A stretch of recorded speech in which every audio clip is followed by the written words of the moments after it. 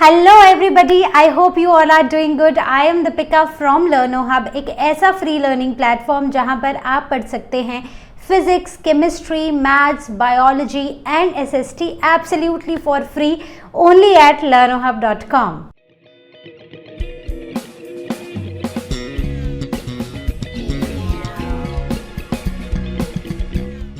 तो बच्चों, आज हम शुरू करने जा रहे हैं सेकेंड पार्ट ऑफ इकोसिस्टम। तो इकोसिस्टम का फर्स्ट पार्ट हम कवर कर चुके हैं, जहां पर हमने फूड चेन्स के बारे में पढ़ा था। तो आज हम इन्हीं फूड चेन्स को आगे बढ़ाते हुए कुछ बहुत सारी फूड चेन्स को एक साथ डिस्कस करेंगे और साथ में ही कुछ इंटरैक्शंस देखेंगे। So without wasting any time, let's get started.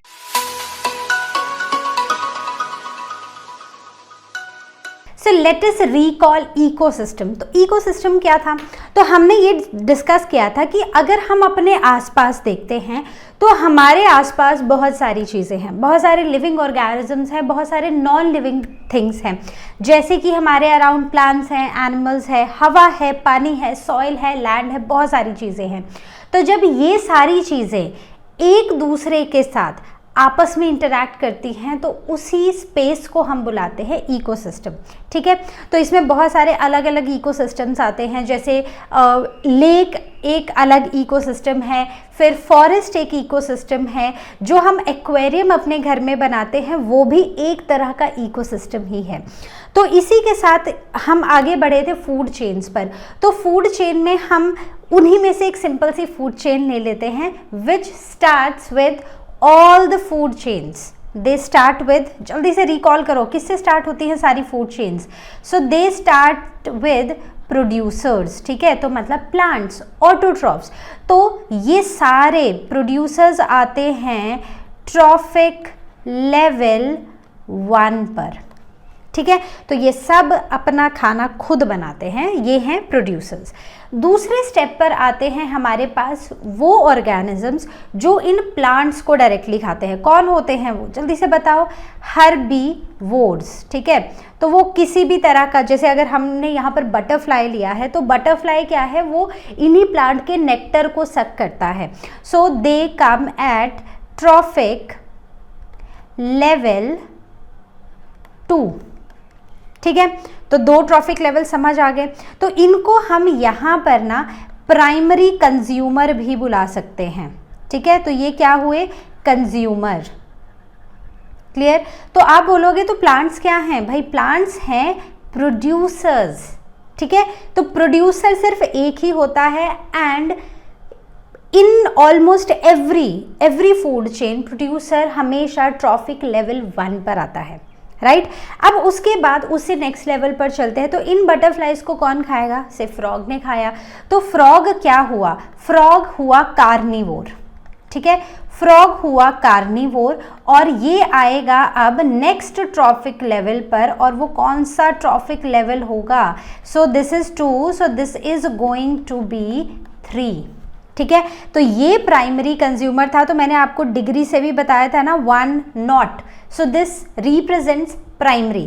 ठीक है, और ये कौन से कंज्यूमर हुए? ये हो गए हमारे सेकेंडरी कंज्यूमर। राइट, तो ये सारी की सारी टर्म्स जो है ना, ये आपको ध्यान में रखना है, क्योंकि क्वेश्चन किसी भी फॉर्म में आ सकता है। अब इसके बाद हम नेक्स्ट लेवल पर बढ़ते हैं। तो नेक्स्ट लेवल पर, अच्छा, this is for this, this is for this and this is for this. Now coming on to the next trophic level, जहां पर फ्रॉग को खाया स्नेक ने। तो फ्रॉग भी क्या हो गया? फ्रॉग भी एक तरह का कार्निवोर ही है। तो ये क्या हुआ? कार्निवोर। राइट, तो कार्निवोर ये कौन से लेवल का है? अगर हम इस इस फूड चेन में देखें तो ये हमारा आ रहा है लेवल 4 पर। सो ट्रॉफिक लेवल 4 पर इस फूड चेन में है कौन? स्नेक। राइट, और अगर हम इसको और थोड़ा बायोलॉजिकल टर्म्स में दें, सो this is a tertiary consumer. ठीक है, तो ये secondary, so this represents secondary, correct, and this represents tertiary। समझ आई बात? अब आगे बढ़ते हैं। तो अब हम आते हैं अपने नेक्स्ट ऑर्गेनिज्म पे, जो कि है ईगल। तो ईगल किसको खाने आ रहा है? ईगल खाने आ रहा है स्नेक को। तो ये भी एनिमल ईटर है, तो ये भी क्या हुआ? ये भी कार्निवोर हुआ। ठीक है, तो अब ये जो कार्निवोर है ये कौन से ट्रॉफिक लेवल पर आया है? तो ये आया है हमारा 4 के बाद 5, तो ये हुआ ट्रॉफिक लेवल 5, राइट। और ये आता है क्वाटरनरी कंज्यूमर में। किस में आता है? Quaternary consumer, right. तो ये फूड चेन आपको क्लियर हो गई। तो अगर हम ना ज़्यादा से ज़्यादा फूड चेन्स को देखें ना, तो फूड चेन्स ऐसी होती है कि 2, मिनिमम 2 और मैक्सिमम 5 या 6, कभी भी कोई भी फूड चेन 6 से ज़्यादा लंबी नहीं होती है। ठीक है, मैंने आपको रीज़न भी बताया था, एक परसेंटेज बताई थी मैंने कि इतनी % ऑफ एनर्जी एक लेवल से दूसरे लेवल को ट्रांसफ़र होती है। याद है लास्ट सेशन में हमने डिस्कस किया था, कौन से क्या परसेंटेज बताई थी? So I told you this 10% law. तो एक लॉ है, एक साइंटिस्ट है जिन्होंने ये लॉ दिया था, एक बायोलॉजिस्ट जिनका नाम लिंडमैन है। तो उन्होंने बोला था कि सिर्फ 10% एनर्जी ही एक ट्रॉपिक लेवल से नेक्स्ट ट्रॉपिक लेवल को ट्रांसफ़र होती है। तो जब तक वो 6th लेवल तक पहुंचते हैं ना, तब तक एनर्जी तो वैसे ही लो हो चुकी होती है, तो 7th के लिए कुछ बचता भी नहीं है। सो मैक्सिमम फूड चेन्स जितनी हम बना पाते हैं, तो उनमें 2 या 5 ट्रॉपिक लेवल तक होते हैं, और बहुत रेयरली 6 हमें मिलते हैं, और 7 तो हमें कभी मिलेगा ही नहीं। ठीक है, so I hope this much is clear. Now let us talk about the next term जो आज हम डिस्कस करने वाले हैं, and that is the food web, food chain. ठीक है, तो वेब क्या होता है? वेब होता है कि जाला कैसा होता है? तो आपने स्पाइडर का वेब देखा है? तो मतलब बहुत सारी लाइंस जो होती हैं वो आपस में अलग अलग डायरेक्शन से जुड़ रही होती हैं। तो एग्जैक्टली फूड वेब भी वैसा ही होता है। तो आपको क्या लगता है कि जो एक हमने सिंपल फूड चेन बनाई थी कि एक फ्लावर है, फ्लावर को खाया बटरफ्लाई ने, ठीक है, फ्लावर से नेक्टर सक किया बटरफ्लाई ने, बटरफ्लाई को खाया फ्रॉग ने, फ्रॉग को खाया स्नेक ने, स्नेक को खाया ईगल ने। तो क्या आपको लगता है कि इज इट दैट सिंपल? तो हो सकता है कि फ्रॉग को खाने कोई और आ जाए, ठीक है, कोई और फ्रॉग को खा ले, या स्नेक को कोई और खा ले, स्नेक को पीकॉक खा ले ईगल के बदले। सो ऐसा नहीं होता है कि एक बहुत सिंप्लीफाइड फूड चेन्स होती हैं। फूड चेन्स जो होती हैं वो आपस में इंटरकनेक्टेड होती हैं। ठीक है, तो ये जो इंटरकनेक्टेड फूड चेन्स होती हैं इन्हें हम बुलाते हैं food webs. So interconnecting food chains develop a network of food chains and that is called as a food web। ठीक है, जैसे आप यहाँ पर देख रहे हो, तो यहाँ पर ऑर्गेनिजम्स तो बहुत कम है, लेकिन अगर आप एरोज देखो ना, तो कोई एरो कहीं को भी जा रहा है। जैसे हर कोई फूड चेन किससे स्टार्ट होती है? मैंने लास्ट सेशन में भी रिपीट किया था, अभी भी बार बार कर रही हूँ कि हर एक फूड चेन जो है वो स्टार्ट होती है प्रोड्यूसर से। तो यहाँ पर जितने भी प्लांट्स आप देख रहे हो ना, all of them are on level 1, trophic level 1। ठीक है, तो इनको कौन खाएगा? प्लांट्स को कौन खाता है? हर्बीवोर्स खाते हैं। तो अब अगर हम कोई भी सिंपल सी एक फूड चेन ले ले, तो मैंने ये मान लिया ये कैक्टस है, इसको इस इंसेक्ट ने खाया। ठीक है, अब इस इंसेक्ट को खाने के लिए ये कोई बर्ड आ गया, इस बर्ड को खाने के लिए स्नेक आ गया, स्नेक को खाने के लिए ये क्या है? फॉक्स है, सो फॉक्स आ गया। सो दिस इज 1 फूड चेन। ठीक है, तो ये हमारी क्या हो गई? ये हमारी एक फूड चेन हुई, राइट। अब हम एक और फूड चेन यहाँ पर फिगर आउट करने की कोशिश करते हैं। तो अब एक और फूड चेन अगर आप यहाँ पर देखो ना, तो देखो अब ये भी एक तरह का कैक्टस है। ठीक है, तो ये जो कैक्टस है ना, इसको खाया इस इंसेक्ट ने। ठीक है, अब इस इंसेक्ट को इन टर्न किसने खाया? इस बर्ड ने, और इस बर्ड को खाने के लिए अब आ गया ईगल।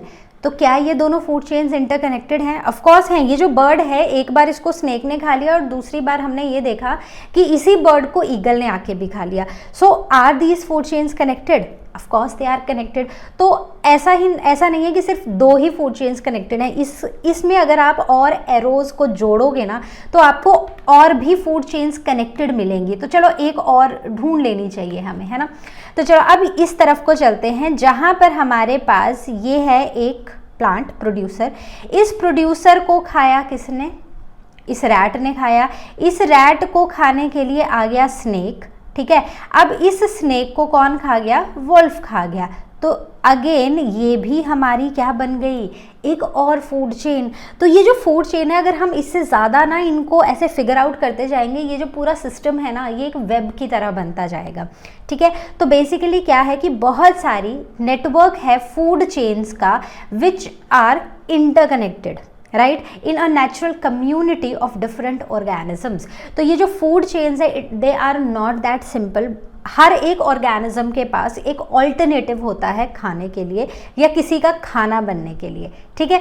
तो ये जो इंटरकनेक्शंस होते हैं फूड चेन्स के, यही कहलाते हैं food webs. I hope this is clear to everyone. तो अब अगर आपको एग्जाम में ये क्वेश्चन आ जाता है कि what are food webs or what is a food web, so you can easily write it down, ठीक है। okay, so don't forget this term interconnecting food chains, आगे पीछे you can write it down, I know that, ठीक है। एक simplified food web में simple शब्दों में क्या होगा? सिंपल शब्दों में होंगे हमारे पास कुछ प्लांट्स, ठीक है। So these are the plants जिन्हें हम बुलाते हैं प्रोड्यूसर्स, राइट। अब ये जो प्रोड्यूसर्स हैं ना, ये अलग अलग ऑर्गेनिजम्स का खाना बनते हैं। जैसे कि यही प्लांट रैबिट का खाना भी बनेगा, ठीक है। यही प्लांट माइस का खाना भी बनेगा और ग्रास हॉपर का खाना भी बनेगा। तो ये हमारे आ जाते हैं हर्बीवोर जो है ट्रॉफिक लेवल 2 और ये था हमारा ट्रॉफिक लेवल 1, राइट। तो ये जो माइस है ना, ये आउल का खाना भी बन सकता है और हो सकता है कि आउल माइस को छोड़ के ग्रास हॉपर को खा ले। तो हर एक ऑर्गेनिज्म के पास कुछ ऑल्टरनेटिव्स हैं खाने के। ज़रूरी नहीं है कि वो एक ही चीज़ पे फीड करेगा। अगर आउल है तो वो सिर्फ चूहा ही खाएगा, हो सकता है आउल ग्रास हॉपर को खा ले। वैसे ही रैबिट को फॉक्स खाने आएगा, बट हो सकता है फॉक्स बर्ड को खा ले। So they have alternatives, but the main thing, the very important thing in these food chains, the very integral part of these food chains is the plants. So we can write plants are the integral part of the ecosystems, ठीक है। तो maximum ecosystems का जो integral part है, सो they are plants. हमारा जो environment है, हमारे एनवायरनमेंट में दो मेन चीज़ें हैं। पहली चीज़ है ऑर्गेनिक मैटर और दूसरी है इनऑर्गेनिक मैटर। तो ये जो दो चीज़ें हैं जिससे हमारा एनवायरनमेंट बना हुआ है, इन दोनों चीज़ों को through out the living organisms बांटने का काम करता है प्लांट्स। तो प्लांट्स फूड चेन का एक ऐसा लिंक है जो इस इनऑर्गेनिक मैटर को ऑर्गेनिक मैटर में कन्वर्ट करते हैं और सभी लिविंग ऑर्गेनिजम्स को प्रोवाइड कराते हैं। मतलब कि अब अगर हम मान ले एक ग्रास है, ठीक है। अब ग्रास जो है ना, ग्रास को से खाया ग्रास हॉपर ने, ठीक है। सो ग्रास को खाया ग्रास हॉपर ने। अब ग्रास हॉपर को किसने खाया? सो ग्रास हॉपर को खा लिया फ्रॉग ने। अब ये जो फ्रॉग है ना, ये मर गया तो क्या होगा? इसमें जितने भी न्यूट्रिएंट्स हैं वो माइक्रोब्स या माइक्रो ऑर्गेनिजम्स इसमें से रिलीज कर देंगे और ये सारे के सारे न्यूट्रिएंट्स आ जाएंगे सॉइल में, ठीक है। तो ये जो न्यूट्रिएंट्स हैं ये सॉइल में पहुंच जाएंगे और सॉइल से इनको एब्जॉर्ब कर लेंगे कौन? प्लांट्स। मैंने यहाँ ग्रास लिखा है तो grass is also a plant, right. तो इनको एब्जॉर्ब कर लेंगे प्लांट्स। अब प्लांट्स इस इनऑर्गेनिक मैटर को, जितना भी कार्बन से हाइड्रोजन है, नाइट्रोजन है या एटमॉस्फेयर से ऑक्सीजन लेना है या हाइड्रोजन लेना है या नाइट्रोजन लेना है, ये सारी की सारी चीज़ें, ये सारे के सारे इनऑर्गेनिक मैटर प्लांट्स लेते हैं फ्रॉम सॉइल, फ्रॉम एयर, ठीक है, मतलब अपने एनवायरनमेंट से, और उससे कुछ ऑर्गेनिक कंपाउंड्स बनाते हैं। अब ये ऑर्गेनिक कंपाउंड्स हर एक लिविंग ऑर्गेनिज्म को पहुंचाने का काम करते हैं प्लांट्स। तो अगर प्लांट्स नहीं होंगे तो आपको क्या लगता है कि नाइट्रोजन हम इतना इजीली ले पाएंगे, हमें नाइट्रोजन ऐसे मिलेगी कि जैसे ही ब्रीथ किया बहुत सारी नाइट्रोजन है, फटाफट से वो हमारे यूजेबल फॉर्म में कन्वर्ट हो गई? नो। तो ये जो सारी चीज़ें हैं ये हमें तभी मिलती हैं जब हमारे प्लांट्स हैं, right? So I hope this much is clear. Now coming on to the advantages of food web. तो फूड वेब की एडवांटेजेस क्या हैं? तो अगर फूड वेब की बात करें तो बड़ी सारी चेन्स जो है आपस में कनेक्ट हो रही हैं, और हमने ये भी देखा कि एक ऑर्गेनिज्म, जैसे यहाँ पर ये आउल है, इस आउल के पास ना ऑल्टरनेटिव है खाने का। मान लो कि आज आउल को चूहा नहीं मिला खाने के लिए, तो आउल क्या करेगा? तो आउल जाएगा और ग्रास हॉपर को ढूंढेगा और उसको खा लेगा। मान लो फॉक्स है, अब फॉक्स को आज कोई खरगोश नहीं मिला खाने को, अब एक फॉक्स क्या करेगा? वो जाएगा और वो जाके किसी बर्ड को ढूंढ के खा लेगा। सो दे हैव द ऑल्टरनेटिव्स। तो ऐसा नहीं है कि एक चेन है कि एक से घास है, घास को चूहे ने खाया, चूहे को स्नेक ने खाया, स्नेक को ईगल ने खाया। सिर्फ यही एक चेन है, बस यही एक फूड चेन है और अब इनके पास कोई ऑल्टरनेटिव नहीं है, ऐसा नहीं होता है।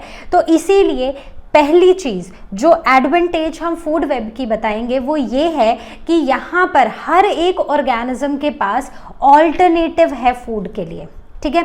अब ऑल्टरनेटिव है, इसका मतलब कि यहाँ पर सर्वाइवल के चांसेस भी बेटर हैं।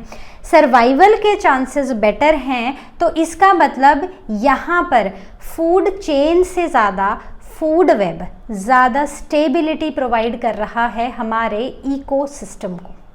समझ आई बात?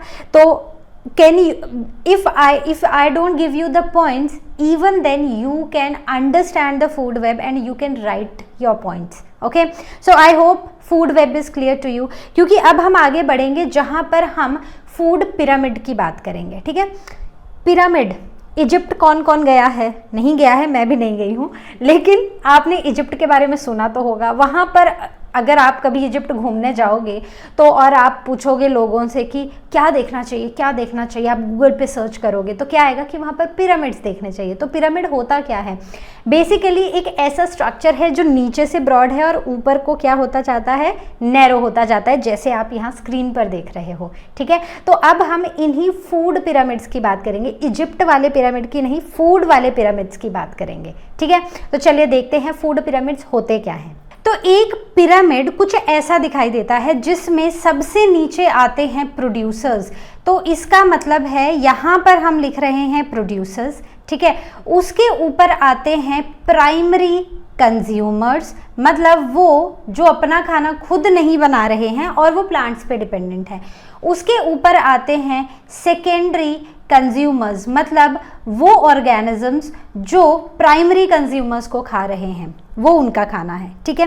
तो अगर हम एक फॉरेस्ट इकोसिस्टम ले लेते हैं तो उस फॉरेस्ट हम बार बार सिर्फ फॉरेस्ट इकोसिस्टम इसलिए ले रहे हैं क्योंकि it is the simplest ecosystem that we can understand, ठीक है? तो क्योंकि फॉरेस्ट के बारे में सबको ही ज्ञान बहुत होता है ना, तो वो समझना भी हमारे लिए ईजी है। तो अब यहाँ पर ना फॉरेस्ट इकोसिस्टम में दो चीज़ें बड़ी इंपॉर्टेंट हैं।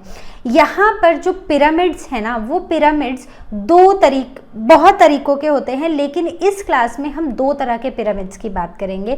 सबसे पहला है पिरामिड ऑफ नंबर्स एंड दूसरा है पिरामिड ऑफ बायोमास। तो पिरामिड ऑफ नंबर मतलब हम काउंट कर रहे हैं नंबर ऑफ ऑर्गेनिजम्स, हम एक नंबर की बात कर रहे हैं कि अच्छा प्लांट्स थाउजेंड्स हैं तो उनको खाने वाले 100 हैं और उनको भी खाने वाले 10 हैं। This is just an example, ठीक है? तो इसका मतलब ये जो पिरामिड ऑफ नंबर है, तो अगर आप कोई भी पिरामिड देखो, अगर आप एक फॉरेस्ट में जाते हो तो आपको कैसे पता चलता है वो फॉरेस्ट है? आप वहाँ पर बहुत सारे प्लांट्स, ट्रीज देखते हो, मतलब एक छोटे से घास से लेकर एक लंबे से ट्री तक, all of them they are producers, all of them come under plants, ठीक है? तो फॉरेस्ट का मतलब क्या है कि बहुत सारे प्लांट्स। तो अगर हम एक फॉरेस्ट इकोसिस्टम की बात करते हैं तो उसमें सबसे ज़्यादा नंबर में होते हैं प्लांट्स, दैट इज प्रोड्यूसर्स, ठीक है? तो प्राइमरी प्रोड्यूसर्स सबसे ज़्यादा नंबर में हैं। उसके बाद आप उन ऑर्गेनिजम्स को ढूंढने लगोगे जो इन प्लांट्स को खाते हैं, मतलब प्राइमरी कंज्यूमर, जैसे कि माइस, ठीक है? बहुत सारे हैं, हमने एक एग्जाम्पल माइस लिया है। तो माइस जो है ना वो उतने तो बिल्कुल नहीं होंगे जितने प्लांट्स होंगे। क्या आपको चूहे ही चूहे दिखाई देते हैं हर जगह? जैसे आप फॉरेस्ट में जाते हो, बिल्कुल नहीं। So they are even lesser in number. उसके बाद अगर आप सेकेंडरी कंज्यूमर ढूंढने जाओगे वो आपको उससे भी कम मिलेंगे, और फिर अगर आप टर्शरी कंज्यूमर ढूंढने जाओगे तो वो आपको उससे भी कम मिलेंगे। ठीक है, तो इसका मतलब ये है कि जब हम प्रोड्यूसर से कंज्यूमर्स की तरफ चलते हैं तो ये जो नंबर है, नंबर ऑफ ऑर्गेनिजम्स जो हैं हर एक ट्रॉफिक लेवल पर वो कम होता जाता है। तो ये है हमारा trophic level 1, this is trophic level 2, this is trophic level 3 and this one is trophic level 4। तो ये है हमारे 4 ट्रॉफिक लेवल्स। ठीक है, तो जैसे जैसे हम ऊपर को जा रहे हैं वैसे वैसे नंबर ऑफ ऑर्गेनिजम्स कम होते जा रहे हैं, right. So this is the pyramid of number. सबसे ज़्यादा नंबर कौन से किस ट्रॉफिक लेवल में होता है? दैट इज ट्रॉफिक लेवल 1, मतलब प्रोड्यूसर सबसे ज़्यादा नंबर में होते हैं, राइट। तो अब दूसरे की तरफ चलते हैं जहां पर हम पिरामिड ऑफ बायोमास की बात करेंगे, मतलब मास की, बायोमास, बायोलॉजिकल मास, वेट, ठीक है, तो मास। तो अब अगर आप मास की बात करोगे तो प्रोड्यूसर्स कितने हैं? जैसे ग्रासेस हैं, हर्ब्स हैं, ट्रीज हैं, श्रब्स हैं, ये बहुत ज़्यादा हैं। तो अगर आप एक डियर ले लो, जो एक डियर घास खाता है, तो एक डियर ना बहुत सारा घास खाता है अपने लाइफ टाइम में, ठीक है। तो क्या ये डियर उतना बड़ा होता जाता है? बिल्कुल नहीं। इस डियर का साइज जो है ना वो उतना ही रहता है, एक नॉर्मल साइज ही रहता है, ठीक है। अब इस डियर को कौन खाता है? से लायन ने खाया। तो अब एक लायन जो है ना कितने डियर खाएगा अपने लाइफ टाइम में? बहुत सारे। तो क्या इस लायन का जो साइज है या मास है वो खाना खाते खाते सिर्फ बढ़ता जाता है? नहीं। तो जैसे हमने पिरामिड ऑफ नंबर देखा वैसा ही हमारा पिरामिड ऑफ बायोमास है कि सबसे ज़्यादा बायोमास हमें प्राइमरी प्रोड्यूसर्स या फिर प्रोड्यूसर्स में देखने को मिलता है। उससे कम बायोमास होता है हर्बीवोर्स का, और सबसे कम बायोमास होता है कार्निवोर्स का, ठीक है। So this is elephant, right. So all of them are the herbivores.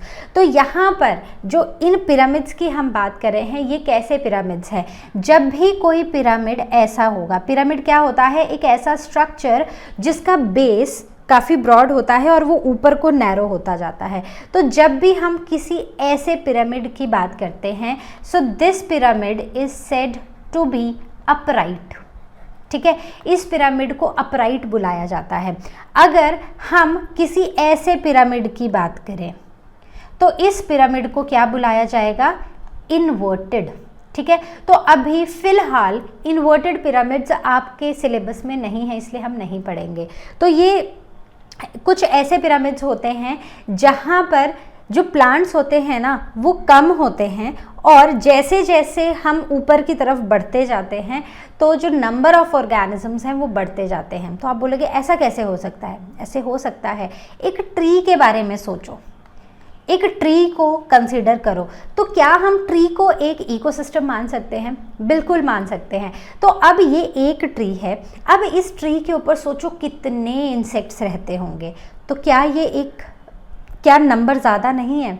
क्या पिरामिड, इस पिरामिड में जो पिरामिड ऑफ नंबर है, क्या ये इन्वर्टेड नहीं बनेगा? क्योंकि यहाँ पर सिर्फ एक पेड़ है और यहाँ पर थाउजेंड्स ऑफ इंसेक्ट्स हैं जो इस पिरामिड, इस ट्री के ऊपर फीड कर रहे हैं। तो ऐसे जो पिरामिड्स बनते हैं they are said to be inverted in shape. समझ आ गई बात? Is this clear? Pyramid of number and pyramid of biomass. तो जनरली मोस्टली जो पिरामिड्स होते हैं वो अपराइट होते हैं, specially pyramid of number and pyramid of biomass. तो ये जो इन्वर्टेड वाले हैं ना, this we will study when we will move to our higher classes. तो अभी जब थोड़ा 9th-10th में आ जाओ, फिर उस टाइम पर हम आपको ये सारी चीज़ें बताएंगे, ठीक है। तो चलो आगे बढ़ते हैं। अब आगे आता है इंटरडिपेंडेंस बिटवीन द ऑर्गेनिजम्स। तो ये देखो, ये पूरा क्या है? ये एक फॉरेस्ट इकोसिस्टम है। तो इस फॉरेस्ट इकोसिस्टम में ना बड़े सारे ऑर्गेनिजम्स हैं। और यहाँ पर देखो, ये छोटा सा माउस है जिसको खाने कौन आ जाएगा? ये स्नेक ढूंढ रहा है, ये इसको खाने आ जाएगा। ये चूहा किसको खाएगा, ये इन प्लांट्स को खा लेगा। तो यहाँ पर ना हर एक ऑर्गेनिज्म जो है ना वो दूसरे ऑर्गेनिज्म के ऊपर डिपेंडेंट है। तो इसी इंटरडिपेंडेंस की आज हम बात करने वाले हैं कि कैसे ऑर्गेनिजम्स एक दूसरे के ऊपर डिपेंड होते हैं और क्या वो ऑर्गेनिजम्स एक दूसरे को बेनिफिट देते हैं या फिर एक दूसरे को हार्म करते हैं। So this is we are going to study in interdependence between organisms. तो हमारे पास जो इंटरैक्शंस हैं वो तो बहुत सारी हैं, लेकिन इस क्लास में हम 3 इंटरैक्शंस डिस्कस करेंगे। सबसे पहली है सिम्बायोसिस, सेकेंड है पैरासिटिज्म एंड प्रीडेशन। ठीक है, तो पैरासिटिज्म एंड प्रीडेशन तो आपको क्लियर हो रहे होंगे इनके नाम से ही, लेकिन सिम्बायोसिस शायद आप पहली बार सुन रहे हो। तो ये एक ऐसी एसोसिएशन है जहाँ पर दोनों ही ऑर्गेनिजम्स एक दूसरे को बेनिफिट करते हैं। देखो, जब भी हम इंटरैक्शंस पढ़ते हैं ना, आप हायर क्लासेस में भी जाओगे, वहाँ पर हम 3 चीज़ें यूज़ करते हैं, एक प्लस, एक माइनस साइन और एक द ज़ीरो साइन। ठीक है, तो प्लस का मतलब होता है बेनिफिट, ठीक है, माइनस का मतलब होता है हार्म और ज़ीरो का मतलब होता है न्यूट्रल। ठीक है, तो ये तीनों चीज़ें आपको ध्यान रखनी है। तो अब मैंने जब सिम्बायोसिस में प्लस प्लस साइन लगाया है, तो ये जो प्लस प्लस साइन है इसका मतलब है जब भी कोई भी इंटरैक्शन होती है ना बिटवीन द पॉपुलेशंस या फिर I can say between 2 species, तो जब भी हम इंटरैक्शंस डिस्कस करते हैं वो हम 2 स्पीशीज़ के बीच में करते हैं। तो अब अगर मैं सिम्बायोसिस की बात कर रही हूँ तो सिम्बायोसिस में 2 स्पीशीज़ के बीच में जो इंटरैक्शन होगी, जब 2 स्पीशीज़ आपस में इंटरैक्ट करेंगी तो यहाँ पर दोनों ही स्पीशीज़ एक दूसरे को बेनिफिट करेंगी। तो जैसे अगर हम कोई भी ऐसी 2 स्पीशीज़ की बात कर लें, जैसे हम प्लांट्स की बात करें, तो प्लांट्स में क्या होता है कि प्लांट्स के पास इंसेक्ट्स आते हैं। ठीक है, तो यहाँ पर देखो जो प्लांट है और इंसेक्ट है, प्लांट क्या कर रहा है, प्लांट उसको नेक्टर दे रहा है, उसको एक तरह से खाना दे रहा है, और इंसेक्ट क्या कर रहा है, इंसेक्ट की बॉडी से कुछ पॉलन ग्रेन स्टिक हो जाएंगे और जब वो यही इंसेक्ट किसी और प्लांट के ऊपर जाके बैठेगा तो वहाँ पर पॉलन ग्रेन्स ट्रांसफ़र हो जाएंगे। तो इसका मतलब क्या हो रहा है, पॉलिनेशन हो रही है। तो यहाँ पर सिम्बायोसिस एक ऐसी इंटरैक्शन है जहाँ पर दोनों ही स्पीशीज़ को बेनिफिट हो रहा है। दूसरी है पैरासिटिज्म। तो पैरासाइट्स आप सबने सुने हैं, हमारी बॉडी में भी काफ़ी सारे हैं, एग्जाम्पल्स अभी हम डिस्कस करेंगे। तो ये एक ऐसी इंटरैक्शन है जहाँ पर एक स्पीशीज़ का तो बेनिफिट हो रहा है लेकिन दूसरी स्पीशीज़ को सिर्फ और सिर्फ हार्म हो रहा है, सिर्फ नुकसान हो रहा है। The next one is predation. तो प्रीडेशन भी एक ऐसी इंटरैक्शन है जहाँ पर एक स्पीशीज़ को बेनिफिट हो रहा है और दूसरी स्पीशीज़ को नुकसान हो रहा है। जैसे कि आप एक डियर और लायन को ले लो, तो यहाँ पर जब लायन डियर को खाने आ रहा है तो लायन को क्या मिल रहा है, लायन को तो खाना मिल रहा है, लेकिन डियर तो अपनी जान गंवा बैठा, right. So this is plus and minus interaction. तो इन तीनों इंटरैक्शंस का ना सिर्फ ये चीज़ याद रख लो, सिम्बायोसिस प्लस प्लस है, पैरासिटिज्म और प्रीडेशन प्लस माइनस है। सिर्फ इतना सा समझ लो और इनका मतलब यहाँ पर मैंने लिख दिया है। अब क्या आपको करना है, अब आपको इनके एग्जाम्पल्स याद रखने हैं। जैसे कि सिम्बायोसिस एक ऐसी इंटरैक्शन है जहाँ पर स्पीशीज़ आपस में इंटरैक्ट करती है और बेनिफिट करती हैं। तो इसका बेस्ट एग्जाम्पल है प्लांट और इंसेक्ट्स। तो जैसे ये एक प्लांट है, एक फ्लावर है, फ्लावर के ऊपर आके बैठी बटरफ्लाई। तो यहाँ पर बटरफ्लाई ने इस फ्लावर से नेक्टर सक किया तो उसको अपना रिवॉर्ड मिल गया, खाना मिल गया। और दूसरी तरफ जब ये बटरफ्लाई आके इस फ्लावर पे बैठी थी तो इसकी बॉडी के साथ स्टिक हो गए थे कुछ पॉलन ग्रेन्स। अब जब यही बटरफ्लाई यहाँ पर सेम स्पीशीज़ के दूसरे फ्लावर पे जाके बैठेगी तो वहाँ पर शेड कर देगी इन पॉलन ग्रेन्स को और इनडायरेक्टली यहाँ पर क्या हो जाएगा, मतलब अननोइंगली यहाँ पर क्या हो जाएगा, पॉलिनेशन हो जाएगा। तो देखो दोनों ही स्पीशीज़ को बेनिफिट है, एक के लिए पॉलिनेशन हो रही है, पॉलिनेशन नहीं होगी तो फिर नए प्लांट्स नहीं आएंगे, राइट, तो फर्टिलाइजेशन नहीं होगी। तो यहाँ पर एक तो पॉलिनेशन हो रही है और बटरफ्लाई को क्या मिल जा रहा है, खाना। दूसरी चीज़ है लाइकन्स। तो अगर हम लाइकन की बात करें, लाइकन एक ऐसी एसोसिएशन है जहाँ पर 2 ऑर्गेनिजम्स होते हैं, एक होता है एल्गी और दूसरा होता है फंजाई या फिर आई विल राइट फंगस। तो ये एक ऐसी इंटरैक्शन है, एक ऐसी एसोसिएशन है एक एल्गी और फंजाई के बीच में जिसमें फंगस का क्या काम है? फंगस का काम है सॉइल से वाटर और मिनरल्स या फिर न्यूट्रिएंट्स को एब्जॉर्ब करना, ठीक है। तो यहाँ पर मिनरल्स और वाटर एब्जॉर्ब हो रहे हैं फ्रॉम सॉइल, और इन टर्न ये सारी चीज़ें एल्गी को दे रहा है फंगस, और एल्गी क्या करेगा? एल्गी बनाएगा खाना जिसको फंगस भी यूज़ करेगा, ठीक है। तो ये वाटर और मिनरल्स इसने एब्जॉर्ब किए और एल्गी को दिया, एल्गी ने खाना बनाया और फंगस को भी दिया। तो यहाँ पर क्या हो रहा है? दोनों ही ऑर्गेनिजम्स एक दूसरे के साथ रह रहे हैं और एक दूसरे को बेनिफिट कर रहे हैं। So this is again an example of symbiotic relationship या फिर सिम्बायोसिस, ठीक है, समझ आ गया। अब नेक्स्ट चलते हैं पैरासिटिज्म, तो मतलब पैरासाइट्स। पैरासाइट्स कुछ ऐसे ऑर्गेनिजम्स होते हैं जहां पर एक पार्टनर को तो बेनिफिट हो रहा है लेकिन दूसरे को सिर्फ और सिर्फ नुकसान होता है। तो इसमें सबसे पहला एग्जाम्पल है प्लाज्मोडियम। प्लाज्मोडियम कहाँ सुना है? जल्दी से सोचो। तो यहाँ पर जितने भी पैरासाइट्स होते हैं, जैसे प्लाज्मोडियम भी एक पैरासाइट है और ह्यूमन लिवर फ्लूक भी एक पैरासाइट है। तो ये जो पैरासाइट्स होते हैं ना, ये जो पैरासाइट्स होते हैं ये फ्री होम प्लस फ्री खाना एंजॉय करते हैं at the cost of their host. तो होस्ट की कॉस्ट पर इनको खाना भी मिलता है फ्री ऑफ कॉस्ट और इनको रहने को भी फ्री ऑफ कॉस्ट ही मिलता है। तो यहाँ पर मैंने पूछा प्लाज्मोडियम कहाँ सुना है? मलेरिया सबने सुना है, तो मलेरियल पैरासाइट है प्लाज्मोडियम, ठीक है। तो प्लाज्मोडियम जो होता है इसको फैलाने का काम करते हैं कुछ इंसेक्ट्स, जैसे कि इसको फैलाने का काम करता है मस्कीटो। कौन करता है? Mosquito, right. तो मस्कीटो जो होता है, तो ये जो प्लाज्मोडियम है ये मस्कीटो में आता है और मस्कीटो से ये हमारे ह्यूमन होस्ट में ट्रांसफ़र हो जाता है। तो अब देखो इसने तो अपनी पूरी की पूरी लाइफ साइकिल कंप्लीट कर ली, आराम से फ्री का खाना और रहना मिल रहा है, लेकिन वहीं पर दूसरी तरफ जब ये हमारी बॉडी में एंटर हो रहा है तो डिजीजेस, मलेरिया कॉज कर रहा है। दूसरा एग्जाम्पल है ह्यूमन लिवर फ्लूक, एक ऐसा ऑर्गेनिज्म जिसे हम निमेटोड पैरासाइट बोलते हैं, ठीक है। निमेटोड है ये, तो ये हम पढ़ चुके हैं क्लास 7 में, ठीक है, क्लासिफिकेशन में। निमेटोड पैरासाइट है। तो ये क्या करता है? इसके भी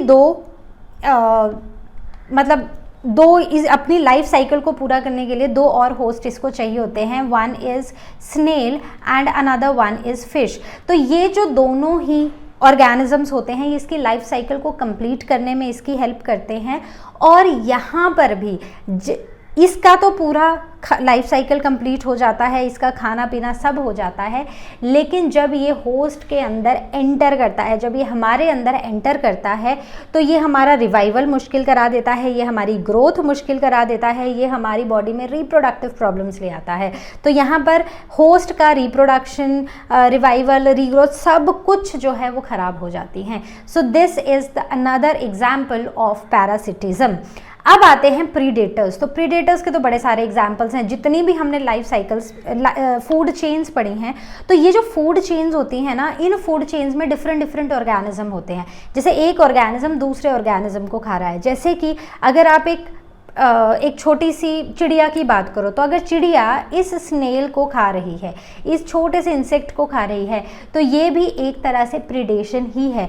तो चिड़िया को हम बुलाएंगे प्रीडेटर, ठीक है। This bird will be a predator and this little insect will be a prey. तो प्रीडेटर कैच करता है और किल करता है किसी ऑर्गेनिज्म को अपना खाना बनाने के लिए। वैसे ही डियर और लायन में, लायन प्रीडेटर है और डियर एक प्रे है, राइट। वैसे ही अगर हमने एक छोटी सी फूड चेन पढ़ी थी जहाँ पर हमने राइस और मैन लिखा था, ठीक है।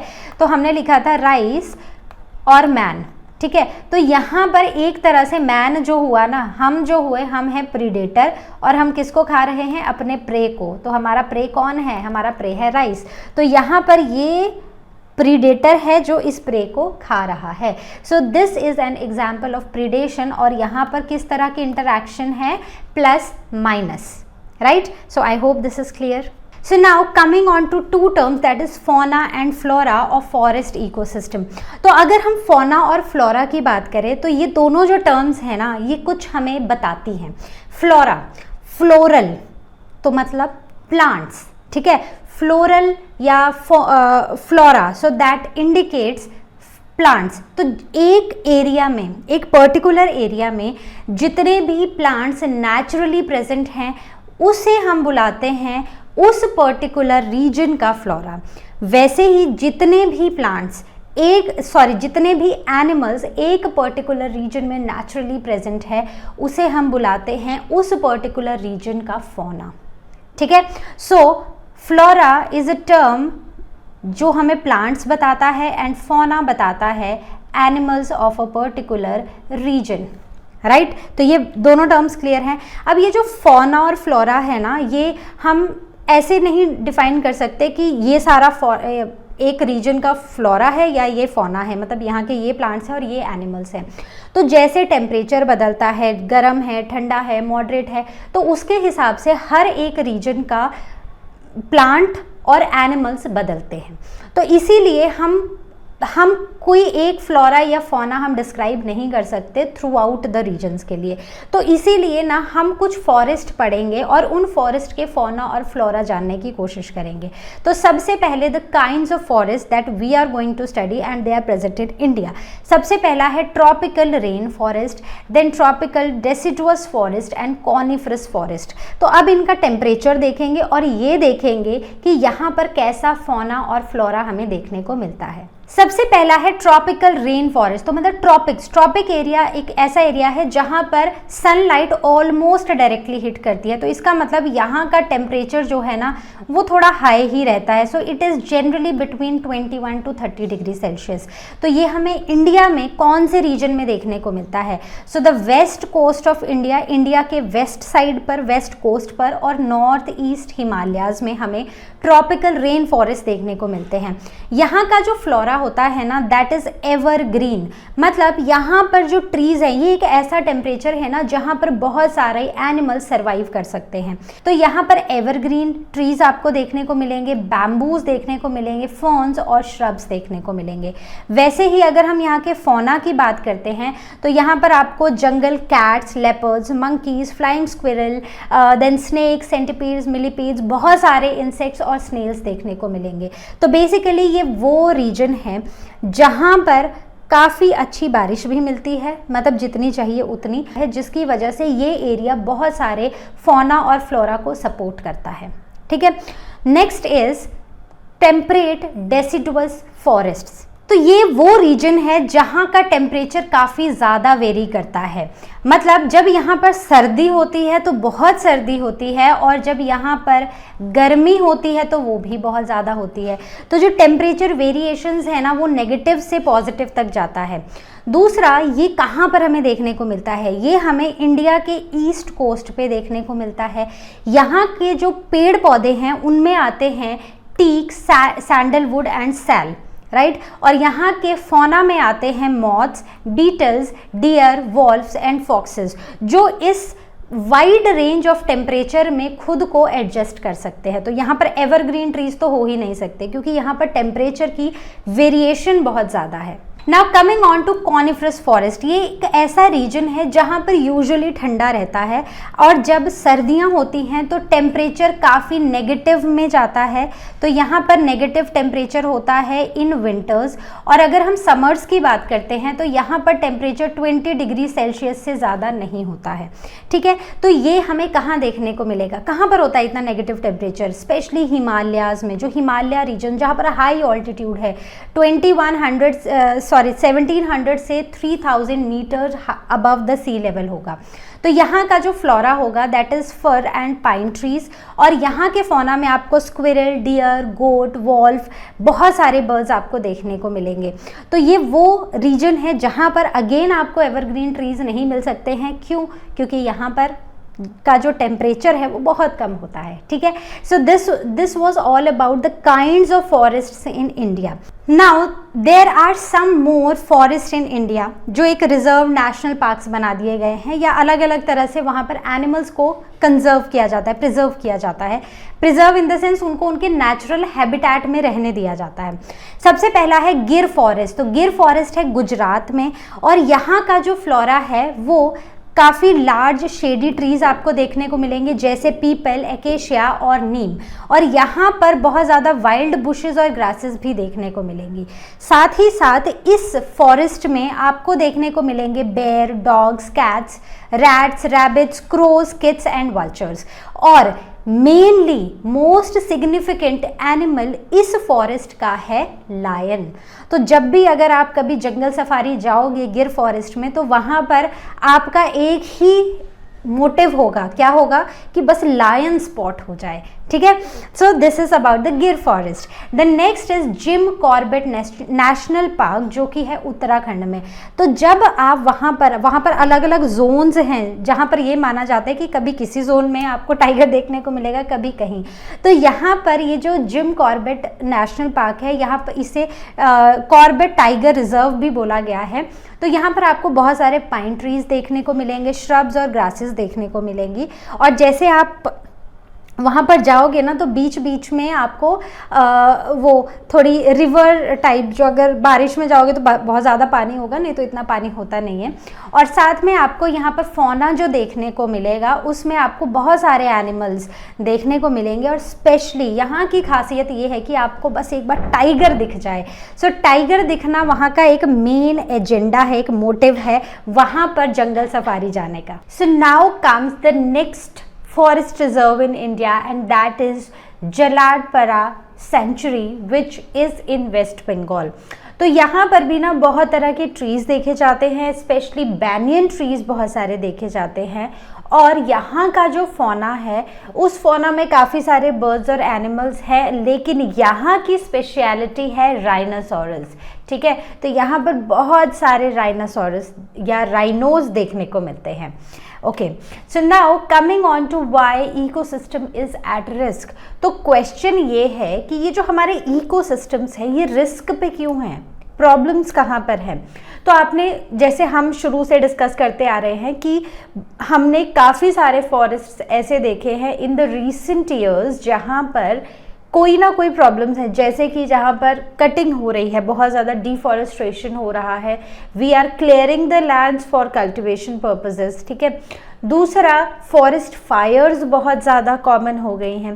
तो इन सब चीज़ों की वजह से ना there is a risk at the ecosystem. देखो, फॉरेस्ट भी एक इकोसिस्टम है। अगर आप 10, 20, 30, 50 पेड़ काट देते हो, तो वहाँ पर रहने वाले ऑर्गेनिज्म का घर जो है वो डैमेज हो जाएगा, राइट। तो उनके पास घर नहीं रहेगा, और जब वो इधर उधर मूव करेंगे तो हर जगह क्या होगा, एक जो पॉपुलेशन है ना वो बढ़ जाएगी। तो पेड़ कम होंगे लेकिन एनिमल ज़्यादा होंगे, तो कंपटीशन भी बढ़ जाएगा, तो सर्वाइवल भी डिफ़िकल्ट हो जाएगा।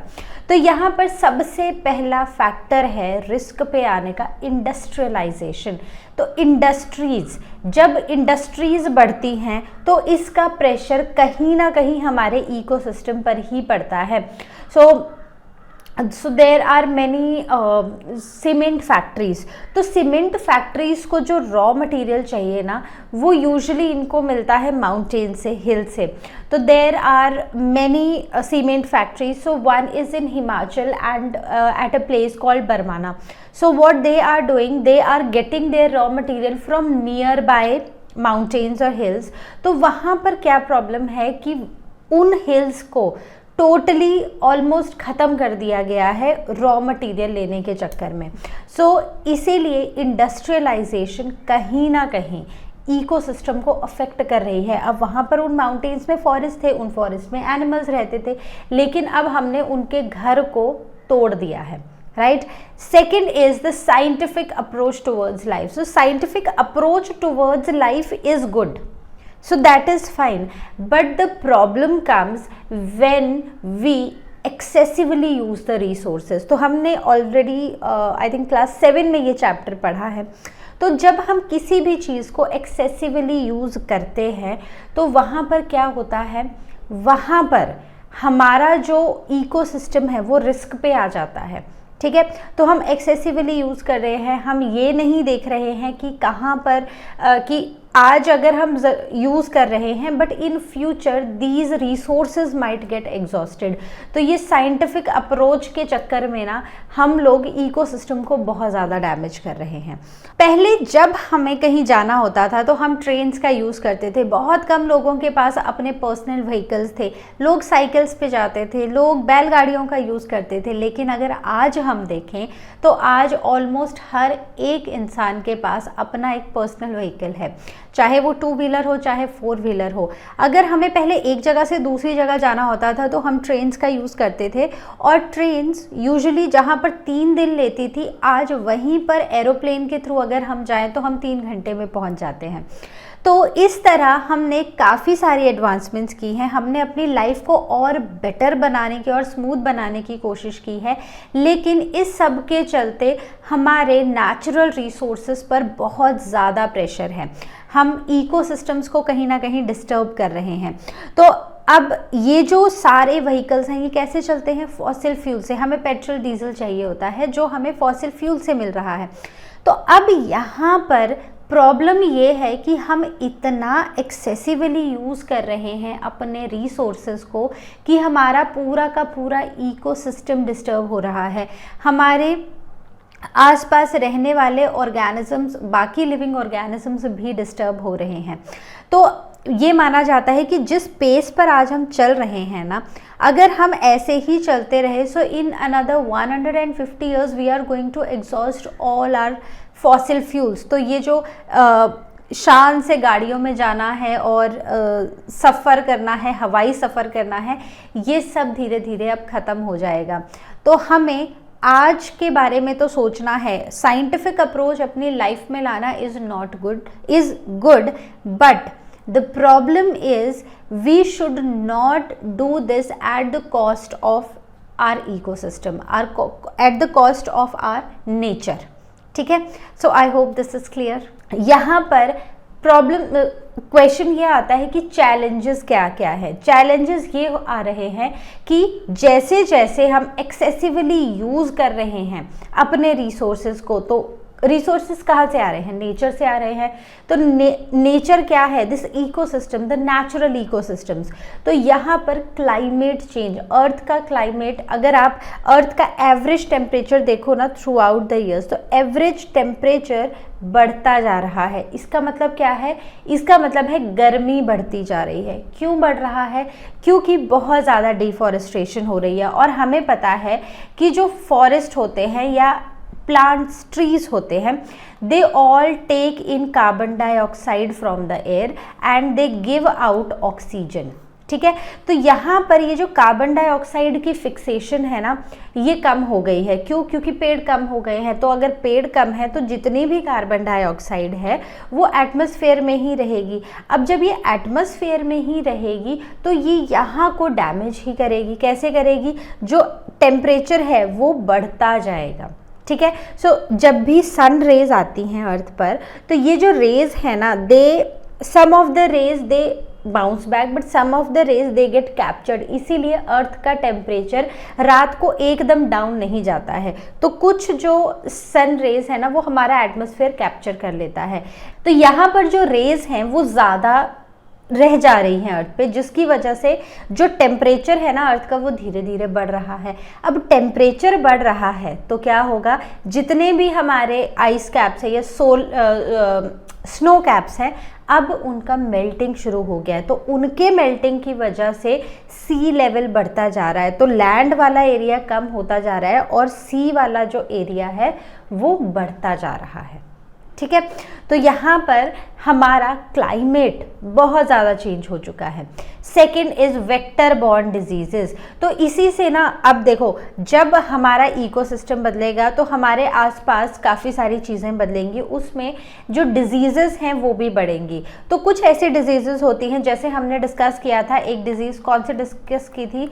प्लाज्मोडियम से एक डिजीज़ थी, कौन सी थी? मलेरिया। ठीक है, तो ये जो मलेरिया था इसको प्लाज्मोडियम फैलाता है और इसका वेक्टर है मस्कीटो। तो यहाँ पर मस्कीटो जो वेक्टर्स हैं, वेक्टर होता क्या है? So this word vector means carrier. तो वो ऑर्गेनिजम्स जो डिजीजेस को कैरी करते हैं, जैसे Plasmodium is a disease causing organism और ये मलेरिया कॉज करता है, लेकिन ये डायरेक्टली ह्यूमन की बॉडी में एंटर नहीं होता है। इसको ह्यूमन की बॉडी तक एंटर कराने के लिए इसको एक वेक्टर की ज़रूरत है और वो है मस्कीटो। तो ये जो वेक्टर्स है ना, दीज आर इंक्रीजिंग। तो जब वेक्टर्स बढ़ रहे हैं तो वेक्टर बॉर्न डिजीजेस भी बढ़ेंगी। The next is decay in wild life and its resources. तो फॉरेस्ट फायर, फिर clearing of forest for vegetation या खाने के लिए या फिर क्रॉप्स उगाने के लिए, so that we can feed the increasing population. तो यहाँ पर हमारी वाइल्ड लाइफ कहीं ना कहीं अफेक्ट हो रही है क्योंकि उनका घर अफेक्ट हो रहा है और हमारे रिसोर्सेज भी अफेक्ट हो रहे हैं। The next is the shortage of food and water. तो आई थिंक हमने ये डिस्कस किया है, नहीं किया है तो इन शॉर्ट एक बार फिर करते हैं। तो हमारे पास बहुत सारे ट्रीज़ हैं। अब इन बहुत सारे ट्रीज़ ये क्या करते हैं, they absorb water from the soil. अब ये जो पानी है ना, ये ऊपर जाता जाता है, हमने क्या पढ़े हैं, जाइलम वेसल्स, राइट। तो जाइलम के थ्रू ये पानी ऊपर जाएगा, ठीक है। अब फोटोसिंथेसिस के लिए पानी चाहिए, वो तो बहुत थोड़ा सा पानी होता है जो फोटोसिंथेसिस में यूज़ होता है। Rest all the water gets eliminated in the form of water vapors and that process is called as transpiration। तो ये जो ट्रांसपिरेशन में जो वाटर वेपर्स जा रहे हैं, ठीक है, वाटर वेपर्स जा रहे हैं, तो ये जो वाटर वेपर्स हैं ना, ये अकमुलेट हो रहे हैं हमारे एटमॉस्फेयर में, और जब बहुत सारे वाटर वेपर्स एक साथ मिल जा रहे हैं तो हमारे क्लाउड्स बन रहे हैं। जब क्लाउड्स बन रहे हैं और जब ये क्लाउड्स हैवी हो जा रहे हैं, then they come down as a rain, ठीक है। तो अब देखो, अगर पेड़ नहीं है, ये पेड़ कम हो रहे हैं तो क्या होगा, तो वाटर वेपर भी नहीं बनेंगे, ना तो पानी एब्जॉर्ब होगा सॉइल से, ना उतने वाटर वेपर्स बनेंगे, ना क्लाउड्स बनेंगे और ना बारिश आएगी। तो उसकी वजह से एक तो पानी की शॉर्टेज हो रही है, और दूसरा अगर पानी नहीं है तो हमारी जो अर्थ है ना, उसमें भी पानी नहीं मिलेगा तो खाना कहाँ से आएगा, ठीक है। तो कहीं बहुत सारी ऐसी जगह है जहाँ पर ना पानी मिल रहा है और वहाँ की जो लैंड है ना, वो टोटली ऐसी हो गई है जैसी आप इस पिक्चर में देख रहे हो। तो यहाँ पर जो लैंड है उसमें बिल्कुल भी मॉइस्चर नहीं है, तो यहाँ पर फूड की भी शॉर्टेज हो रही है, right. So I hope I am clear with the challenges for ecosystem. तो कोई डाउट हो, please ask your doubts and ask question section of learnerhub.com, right. तो चलो आगे बढ़ते हैं। Now comes the need to conserve our ecosystem। तो need क्या है, अपने इकोसिस्टम को रिस्टोर और कंजर्व करने की। देखो, रिस्टोर और कंजर्व ना बहुत ही सिंपल तरीक़ों से किया जाता है, किया जा सकता है, जिसमें मेन है एफॉरेस्ट्रेशन, ठीक है। हमने पढ़ा है इसके बारे में पहले भी। तो एफॉरेस्ट्रेशन इज़ अ की टू कंजर्व आवर इकोसिस्टम, ठीक है। तो ये जो एफॉरेस्ट्रेशन है ना, इसमें हमें क्या करना है, हमें बेसिकली एक बैलेंस बनाए रखना है ऑर्गेनिजम्स और एनवायरनमेंट के बीच में। जैसे पॉपुलेशन बढ़ रही है तो हम क्या कर रहे हैं, हम पूरे पेड़ सब कुछ काट दे रहे हैं ताकि ग्रोइंग पॉपुलेशन की नीड्स के लिए हम उनको खाना दे सकें, हम उनको घर दे सकें, और हम इंडस्ट्रीज़ भी सेटअप कर रहे हैं ताकि बहुत ज़्यादा से ज़्यादा हम चीज़ें प्रोड्यूस करके इस इंक्रीजिंग पॉपुलेशन की डिमांड को पूरा कर सकें, ठीक है। अब वैसे ही अब इंडस्ट्रीज़ बढ़ रही हैं तो पॉल्यूशन भी बढ़ेगा, एयर भी बढ़ेगा, उनका जो वेस्ट आएगा वो भी लैंड पे आएगा या वाटर में जाएगा। So all those things are happening. So what we have to do is, हमें इसी पॉपुलेशन को कंट्रोल करके एक अच्छा सा बैलेंस बना देना है बिटवीन ऑर्गेनिजम्स एंड एनवायरनमेंट, क्योंकि इकोसिस्टम में एनवायरनमेंट और ऑर्गेनिजम्स आपस में इंटरैक्ट कर रहे हैं। अगर यहाँ पर इन ऑर्गेनिजम्स की जो इंटरैक्शन है वो हो रही है, तो अगर एक अफेक्ट हो रहा है तो दूसरा भी अफेक्ट होगा। अगर एनवायरनमेंट इफेक्ट हो रहा है तो ऑर्गेनिजम्स भी अफेक्ट होंगे, ठीक है। दूसरा, protection of native natural resources. बहुत दूर जाने की ज़रूरत नहीं है, अपने ही आसपास अपने नेचर को, अपने नेचुरल रिसोर्सेज को कंजर्व करने की कोशिश करो, उनको प्रोटेक्ट करने की कोशिश करो, उनको प्रिजर्व करने की कोशिश करो। So you must have heard about this Chipko movement, ठीक है। तो चिपको मूवमेंट इंडिया में एक ऐसा मूवमेंट हुआ था एक जगह पर जहाँ पर बहुत सारे ट्रीज़ को लोगों ने हक कर लिया था जब उनको काटने के लिए राजा आया था। तो लोगों ने क्या किया, वहाँ के जो लोग थे उन्होंने ना ट्रीज़ को हक कर लिया कि हम नहीं काटने देंगे, या हमें भी काट दो और पेड़ों को भी, फिर उसके बाद उनको काट लेना। तो दे वर नेचर लवर्स, और वो अपने पेड़ों को अपना भगवान मानते थे और उनको अपना एक फैमिली मेम्बर या मानते थे, और जिससे वो उनको काटने नहीं देते थे। तो उससे क्या हुआ, हमारा जो नेचुरल रिसोर्स है ना वो प्रोटेक्ट हुआ। So we also need to protect our natural resources, ठीक है। तो ज़रूरत ये है कि हम इनको कंजर्व करें, हम इनको रिस्टोर करें बाय एफॉरेस्ट्रेशन, क्योंकि अगर हम अपने नेचर को डैमेज करेंगे तो हमने क्या बोला, these environment and organisms they are interacting with each other. तो अगर एक अफेक्ट होगा तो दूसरा भी होगा। तो इसके लिए हमें ज़रूरत है कि इस इन्वायरमेंट को हम प्रोटेक्ट करें, सपोर्ट करें, उसको प्रिजर्व करें, ताकि ऑर्गेनिजम्स को भी नेचर इन टर्न प्रोटेक्ट करे और कंजर्व करे। तो अगर हम नेचर को प्रोटेक्ट और कंजर्व नहीं करेंगे तो हमें किसी भी तरह की सपोर्ट नहीं मिलेगी, ठीक है। दूसरा, हमें अगर एक बेटर और हेल्दी लिविंग जीनी है, ठीक है, अगर हमें हेल्दी रहना है तो हमें अपने एनवायरनमेंट को भी हेल्दी रखना पड़ेगा। अगर हमें एक अच्छा लाइफ जीना है तो उसके लिए हमें अपने एनवायरनमेंट को, अपने नेचुरल रिसोर्सेज को भी कंजर्व करके रखना पड़ेगा, तभी हमें एक बेटर और हेल्दी लिविंग मिलेगी। So this was all about from today's chapter. So this was all about from today's session. We will meet in the next session. Till then, you all take care. If you have any doubts, please ask them on Ask Questions section. And as you all know, लर्नो हम मतलब free है पर best है।